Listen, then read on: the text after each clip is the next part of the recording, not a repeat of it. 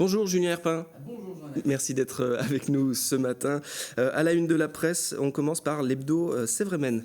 Oui, l'hebdo de Sévremen qui sort son édition donc hebdomadaire ce jeudi avec un dossier particulièrement intéressant. Qui sont les guérisseurs? L'hebdomadaire s'est intéressé aux guérisseurs du vignoble. Ils s'appellent Georges, Marcel, Aldo ou bien Christian. Ils sont des ensorceleurs, guérisseurs, médiums, biomagnétiseurs. Ils exercent dans le vignoble, mais pas seulement. On rencontre notamment Georges, le désensorceleur qui travaille avec un pendule et une croix, qui est appelé d'ailleurs dans toute la France pour désenvoûter des fermes, des terrains. Rencontre également avec Marcel, dont on voit qu'il a été converti par un ami. Lui, il conjure le feu, il enlève l'eczéma.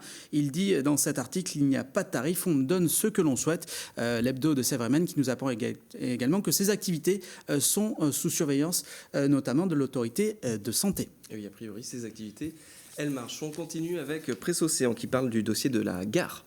Oui, tout à fait. En une de Presse Océan, on trouve cet appel avec un article consacré à la future gare et un rapport des experts qui fâchent. On apprend un peu plus loin que l'autorité environnementale a sorti des études, reproche aux études qui ont été menées concernant la gare de sous-évaluer l'impact visuel et l'impact sonore. Le trafic des trains, notamment, aurait été sous-évalué, ce qui pose évidemment problème. Nantes Métropole, de son côté, répond à ces attaques point par point. Un mémoire de 80 pages a été envoyé à l'autorité environnementale.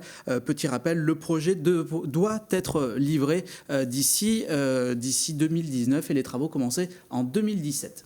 À suivre la ZAD, dont 20 minutes parle ce matin dans la presse. Oui, le quotidien 20 minutes qui nous emmène à Notre-Dame-des-Landes dans la ZAD, la zone à défendre, avec des formations qui sont organisées depuis le début du mois de septembre et tous les week-ends pour apprendre tout simplement à se défendre en cas d'évacuation.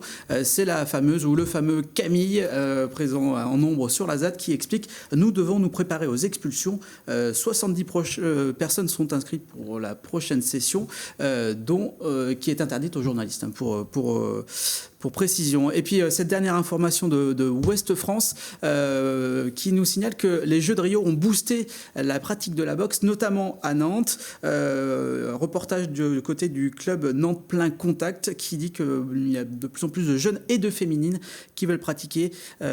Ouest France qui nous fait la liste également des clubs possibles à Nantes pour pratiquer la boxe. Et on va la mettre en ligne, cette liste. Merci beaucoup, Julien Herpin.